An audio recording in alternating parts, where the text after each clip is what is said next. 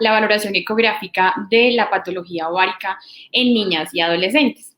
Entonces, pues bueno, a veces puede que no sea una ecografía bastante rutinaria, específicamente hablando de niñas, es un poco más frecuente en adolescentes que las tengamos, y hay ciertas patologías que, por ejemplo, como la del video, pues como que la cogemos rápido y decimos, bueno, tenemos que evaluar esto, tenemos que descartar esto y decirle esto al clínico, pero a veces nos llaman con algunas patologías, especialmente, por ejemplo, pubertad precoz, y como que decimos, ¿y ahora qué vamos a decir?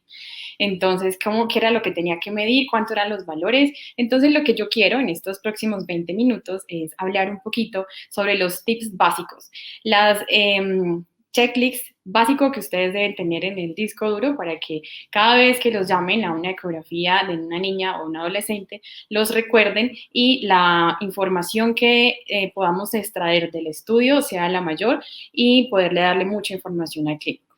Entonces, pues bueno, para hablar de patología ovárica, de los valores normales del ovario, pues no podemos desligarlo del útero, especialmente cuando hablamos de una patología tan frecuentemente solicitada, pues por para nos piden la ecografía, que es la pubertad precoz, por ejemplo.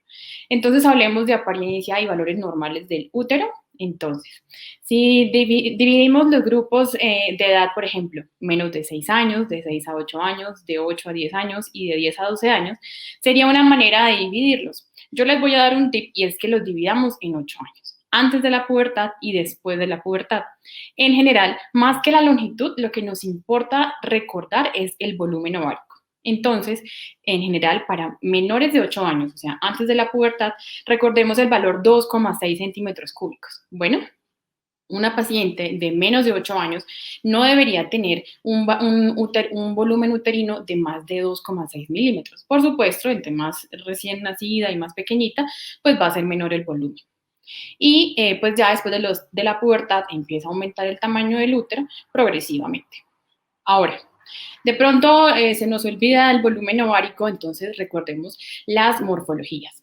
En recién nacidas, la apariencia de espada es lo más típico y más que preocuparnos por sacarle el volumen a esos úteros por la misma condición clínica que puede dificultar la toma del volumen, pues miremos muy bien la apariencia. Entonces busquemos esa forma de espada donde predomina el tamaño del cérvix con respecto al tamaño del cuerpo uterino.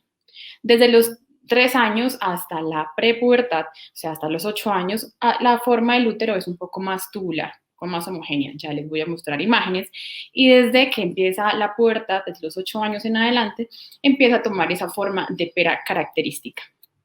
Entonces, lo que les decía de la apariencia en espada, donde predomina la morfología del cérvix sobre el tamaño del cérvix, perdón, sobre el tamaño del cuerpo uterino. Entonces, aquí la relación va a ser de 1 a 2 porque es más grande el cérvix. En la prepubertad, en promedio 6 años, pero recordemos 8 años punto de referencia, antes de los 8 años, la morfología era tubular, ¿cierto? Entonces, es bastante homogénea la longitud entre el cérvix y el fondo uterino. La relación va a ser 1 a 1.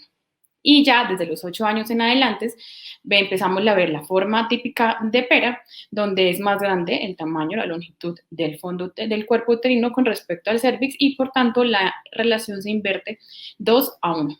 Otra cosa importante es la aparición del endometrio.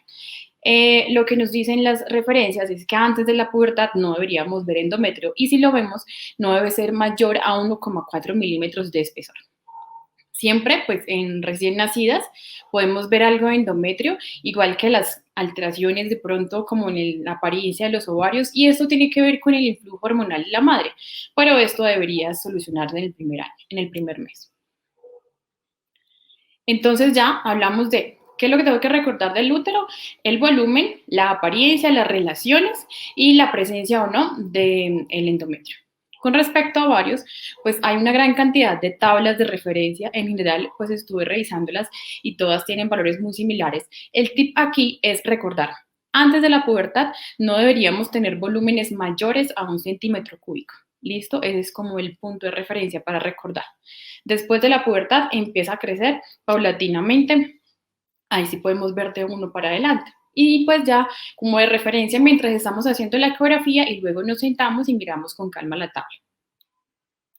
Entonces hablemos de las tres patologías como más frecuentes por las cuales nos solicitan la ecografía en este grupo etario, que sería la pubertad precoz, el ovario poliquístico y algo de masas ováricas, como en el enfoque. Entonces, en cuanto a pubertad precoz, pues sabemos que es el desarrollo de caracteres sexuales secundarios, como la telarquía, la pubarquia y la menarquia, antes de los 8 años. Por eso hablábamos tanto de los 8 años. Pues pueden haber formas aisladas incompletas o solo telarquia, solo pubarquia, solo menarquia. Y depende, pues la etiología puede ser de origen central o periférico. Cuando es central, el problema está arriba, en el eje hipotálamo hipófisis gonadal. El 80% van a ser idiopáticos, pero hasta el 20% de estos casos tienen que ver con el uso de esteroides o incluso lesiones ocupantes del sistema nervioso central. Con respecto a las de origen periférico, tiene que ver con la producción anormal de estrógenos a nivel local. En estos casos hay que descartar tres cosas fundamentales: quistes ováricos funcionales, tumores ováricos o tumores de la glándula suprarrenal.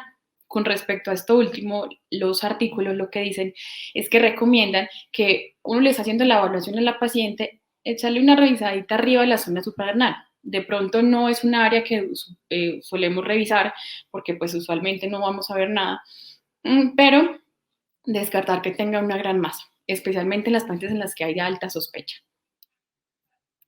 Entonces, lo que hablábamos del útero, recordemos, ¿qué es lo que vamos a encontrar en pubertad precoz? O sea, ¿qué es lo normal? Vamos a perder esa apariencia prepuber, donde la morfología del útero es tubular. Entonces ya va a verse la apariencia que es postpuber, que es en pera. Entonces, una paciente menos de 8 años con una morfología, con un útero de morfología en pera, no está bien. Tampoco tener el endometrio grueso, recordemos el valor que dijimos, antes de la pubertad debería ser menor a 1,4. Ya mayores, pues eso es alterado.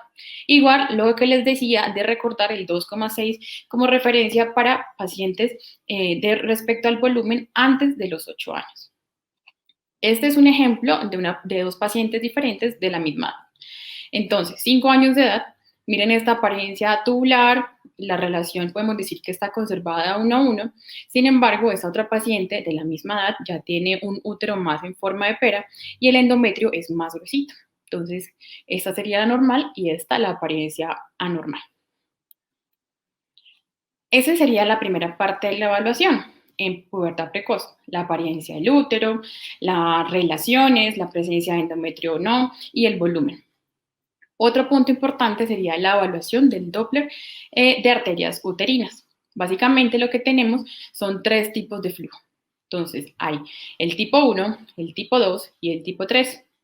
El tipo 1 es característico y lo que han descrito algunos estudios es que hasta el 100% de las pacientes antes de la pubertad tienen esta morfología tipo 1, donde a la valoración Doppler espectral vemos unas ondas sistólicas, o sea, ondas monofásicas. No vamos a ver fase diastólica. Ya en la parte puberal, desde los 8 años en adelante, igual pues podrían tener ondas monofásicas, pero van a verse cambios ya poco a poco, paulatinamente, y evolucionar a ondas tipo 2 y ondas tipo 3. Las ondas tipo 2 en donde aparece ya algo de fase sistólica. Y las ondas tipo 3, entonces, predominantemente adultas, pero lo que les decía, o sea, desde la pubertad podemos encontrarlas. Y ya en estas ondas vemos mucho más grande el componente diastólico. Entonces, eso es importante. Todas las pacientes antes de los 8 años deberían tener este tipo de ondas, no deberíamos ver estas. El Doppler de arterias uterinas en realidad es una herramienta complementaria a las otras caracterizaciones que ya les dije de la apariencia del útero. Ahora, con respecto a la apariencia de los ovarios. Entonces, les traigo esta tablita que es como se referencia en muchas tablas de la literatura. No se dejen confundir por esto de quístico. Estamos hablando de folículos, no de quistes. ¿Listo? Entonces, ¿cómo es la apariencia de los ovarios y cómo tenemos que describirlas? Como tipo 1, como tipo 2, 3 o 4. El ovario tipo 1, entonces, pues estamos hablando de que son ovarios aumentados de tamaño, son anormales, ¿cierto? Entonces estamos diciendo además de que está aumentado de tamaño, tiene una alteración en la morfología. Podría ser un tipo 1 donde simplemente es un ovario sin folículos. Un tipo 2, donde el ovario tiene menos de 6 folículos y estos folículos tienen diámetros entre 2 y 9 milímetros. No hay ningún folículo dominante de 10 milímetros o más, no, nada de eso. En el tipo 3 ya hay más de 6 folículos, pero igual todos conservan el tamaño menor de 10 milímetros. Y el tipo 4 ya vamos a ver un folículo dominante de 10 milímetros. Independientemente de la cantidad de folículos, hay uno que está bien grandecito. Esos son ejemplos de la institución. Entonces tenemos esta paciente de 8 meses, donde recordemos el volumen que dijimos de referencia antes de la pubertad era 1 centímetro cúbico, no mayor de eso. Ella tiene 1,5 centímetros cúbicos de volumen de los ovarios, o sea, alterado, y vemos que tiene algunos folículos, pero ninguno está por encima de 10 milímetros, luego sería un tipo 2. Esta pacientica de 7 años tiene ovarios bien grandecitos, de 8 centímetros y de 5,8 centímetros. Entonces, bueno, y la apariencia son múltiples folículos, pero ninguno mayor a 10 milímetros, luego es un tipo 3. Y este otro ejemplo, una paciente de 6 años, donde además de el ovario que está aumentado de tamaño de 1,5 centímetros, miren cómo tiene aquí un folículo dominante, sería una morfología tipo 4. Miren cómo ya el útero tiene apariencia de pera y un endometrio gruesito, que es como la apariencia ecográfica de un útero postpuberal. Lo anterior es como en general cómo vamos a encontrar la pubertad precoz, ¿ok? General, central o periférico. Pero en la pubertad precoz periférica han descrito lo que hablábamos de las causas, un quiste ovárico funcional, un tumor ovárico o un tumor suprarrenal. Con respecto a los quistes ováricos hormonalmente activos, vamos a ver esta apariencia. Un quiste que está rodeado por un contenido anecoico periférico que es un poquito de líquido. Eso es como la apariencia típica de un quiste ovárico funcionalmente activo. Bueno, entonces, en pubertad precoz, lo que hablamos de evaluación uterina, evaluación ovárica, ojo a las Doppler arterias uterinas y, por supuesto, pues la edad ósea complementaria con el carpograma. Nosotros en la institución, pues algunos de nuestros radiólogos han desarrollado un informe estructurado. Yo se los traigo para mostrarles que con énfasis en, además de la relación, de los volúmenes, de los diámetros, que ya sabemos que tenemos que darlos, no olvidar incluir la morfología, la caracterización morfológica, tanto de los ovarios con lo de los 4 tipos que les hablé, como la morfología de las curvas espectrales tipo 1, 2 o 3, según corresponda. Y siempre llevarlos a la conclusión para darle toda esa información al clínico. Eso sería con respecto a pubertad precoz. Con respecto a ovario poliquístico, que pues va a ser una normalidad más de las adolescentes, principalmente cuántos folículos eran, entonces quedamos ahí, y ahora qué vamos a poner. Entonces les voy a dar los tips para recordarlo. Al menos un ovario debe cumplir con estos criterios. Entonces, el aumento del número de los folículos. 20. 20 es el número que estamos manejando según la última actualización de las guías. 20 o más folículos en el mismo ovario, o al menos que el ovario tenga un aumento en su volumen mayor a 10 centímetros cúbicos. Con que un solo ovario cumpla con esas características, ya podemos hablar de ovarios de apariencia poliquística, porque el síndrome pues ya lo van a caracterizar clínicamente. Los folículos van a tener un diámetro entre 2 y 9 milímetros. La apariencia típica de la distribución de los folículos periféricos con un centro ecogénico homogéneo. No deberíamos ver ni quistes folículos dominantes de 10 milímetros o más, ni cuerpos lúteos. Si vemos alguno de estos, la recomendación es que se repita la ecografía en el siguiente ciclo de la paciente. Estos son algunos ejemplos de la institución donde vemos esos ovarios bastante gorditos, prominentes, donde además tienen los folículos de distribución periférica y miren cómo el centro ecogénico homogéneo aquí viene, esa apariencia típica pues que como del libro. Y con respecto a masas ováricas, entonces pues bueno, tener en cuenta algunos de los parámetros que nos han hablado en las charlas anteriores, pero principalmente, definitivamente en la edad pediátrica, lo que predomina son lesiones quísticas simples y funcionales. Solo el 40% son lesiones neoplásicas y de estas la mayoría son benignas. Un tercio pueden ser malignas y las patologías más frecuentes son tumores de células germinales.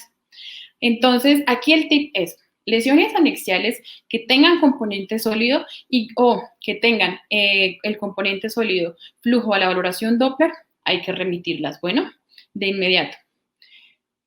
En pacientes adolescentes, donde ya hay ciclos menstruales con quistes hemorrágicos o quistes de apariencia endometrioide, debemos hacerle seguimiento entre 6 y 12 semanas. Si después de este tiempo no hay resolución, pues hay que, igual que con las lesiones sólidas, remitir, siempre.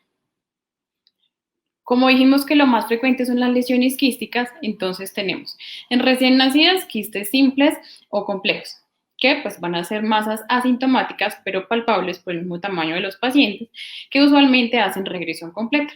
Listo.